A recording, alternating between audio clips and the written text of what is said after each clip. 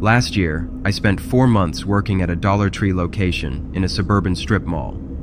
I was hired as retail night staff, and I only worked night shifts.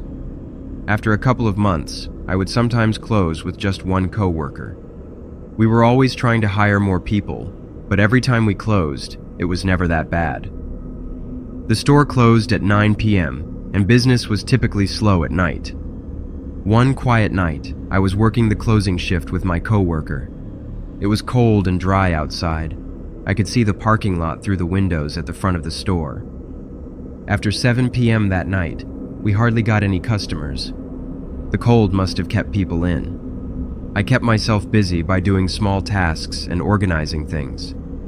The last hour would always drag out, but it was also nice to know that I would be going home soon. And on this night, after 8 p.m., we didn't have a single customer. This was fine with me. But at about 8:15 or so, I saw a car pull into the parking lot. Up to that point, our cars had been the only ones there. This car was a silver SUV. It parked in one of the closest parking spaces. And then I saw a man get out. He was of average build, and he wore a black hoodie. He left his car and approached the store.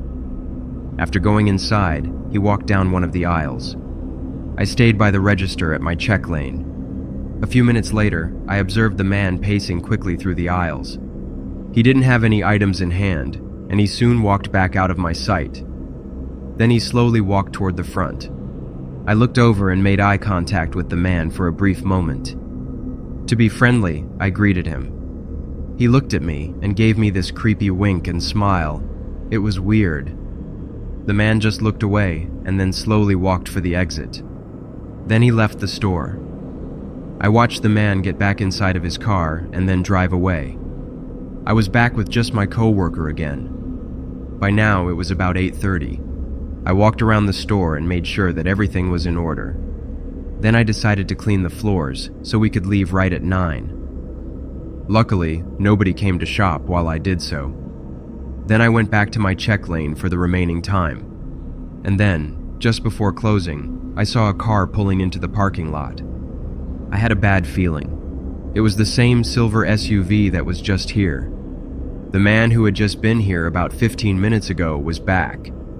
But he did not park close to the store this time. Now he went to idle near the exit driveway, with a clear view of the well-lit front row where my car was parked. I thought this was a little bit strange. The man did not get out of his car. Instead, he stayed inside with the engine running. It was now time for us to lock the doors, and I walked over with my coworker. I was a little worried for some reason. We made it to the front doors and successfully locked them. Then we walked to the back area to clock out of our shifts. After doing so, we returned to the front, hoping to see that the man was now gone. After all, he could clearly see that we were now closed. But the SUV was still there. It appeared as though the man was still inside of it. Now I had a really bad feeling. He was idling right at the exit where we would need to drive past. I decided to wait inside and hope that the man would leave. My coworker and I waited, checking every few minutes to see if the guy was gone yet. But he wasn't leaving. Soon, 15 minutes had passed. It was now 9:15 at night, and the man was still in his SUV by the exit. I decided that I would text my older brother, who happened to live pretty close by. After telling him the situation, he offered to come and pick me up, and I agreed. I told him to drive right up to the front doors. He told me that he was leaving, and a few minutes later, I saw his car enter the parking lot.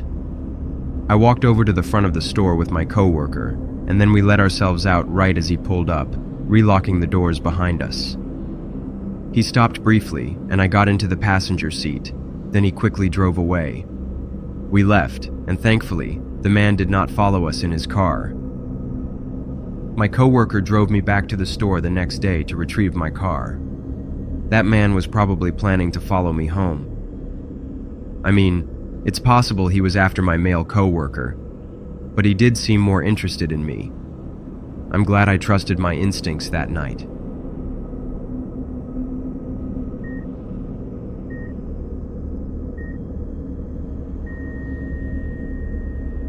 I'm a 24-year-old female who lives alone in a small apartment near a strip mall. This incident happened last year after finishing my closing shift at a retail shop in the strip mall.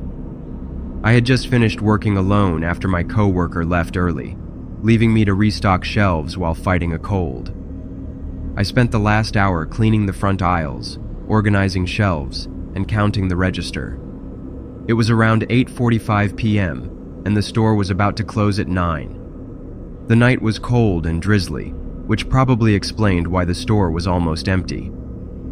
I texted my boyfriend that I was about to leave, and he offered to pick me up, but I told him it was fine. While doing my final check, I noticed a man lingering in the parking lot near the Dollar Tree in the same strip mall, wearing a dark jacket, pacing back and forth while checking his phone. I assumed he was waiting for a ride due to the weather. I needed to grab some cold medicine and snacks since I was feeling sick, so I walked over to the Dollar Tree. The man looked up at me and smiled as I passed.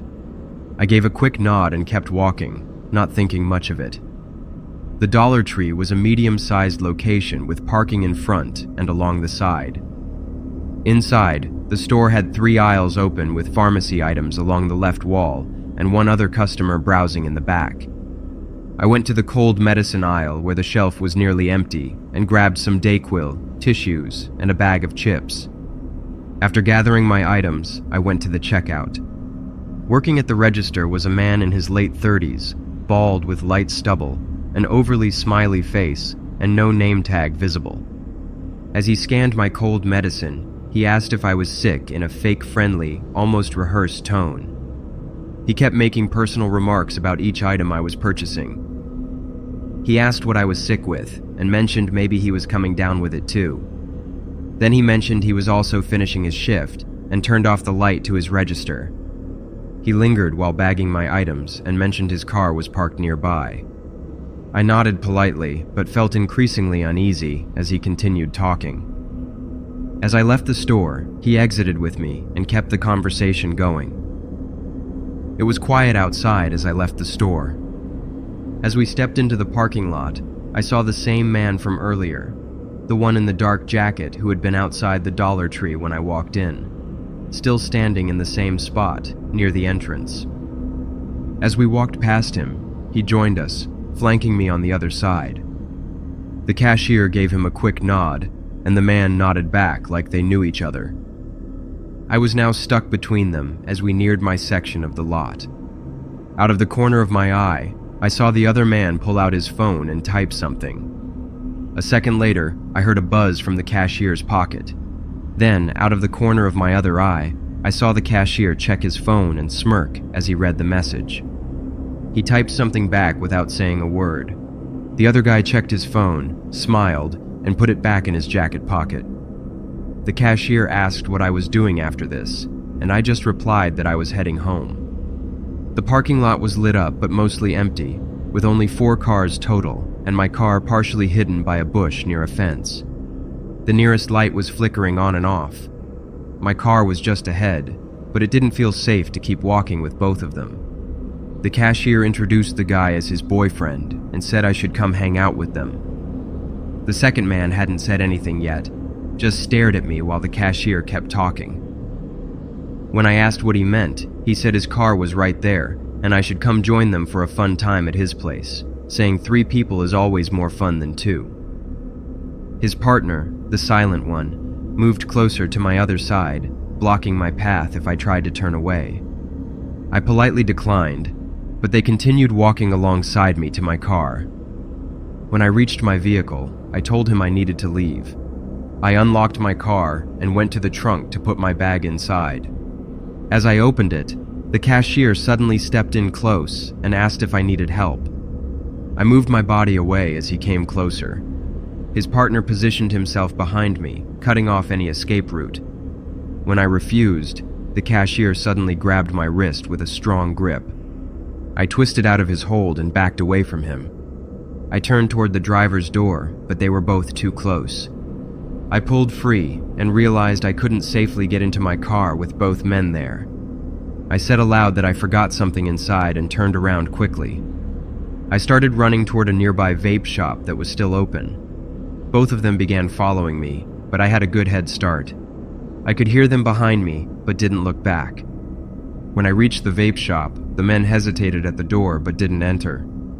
The clerk looked confused when I rushed in, but after I asked him to lock the door as I was being followed, he did. I dropped my phone in my escape, somewhere back near the car, so I asked to use the clerk's phone to call the police. It took the police about 10 minutes to show up. 2 officers arrived and searched the area, but found no sign of either man. By then, both men had left the area completely. I filed a report with the officers, who advised me to avoid contact and carry a personal alarm. My boyfriend picked me up later that night, and I left my car in the lot. The next day, I called in sick for my shift. When I eventually returned, my manager said they had reviewed the security footage. The footage showed the man in the dark jacket had been lingering around the strip mall for over an hour before the incident. He and the cashier had been seen talking briefly earlier in the day, during what looked like a break. I contacted Dollar Tree and reported what happened. I found out later that the cashier was fired.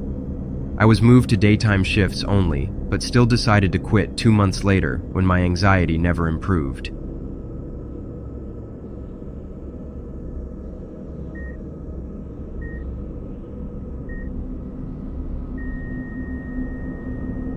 During college break, I worked a part-time job at a Dollar Tree.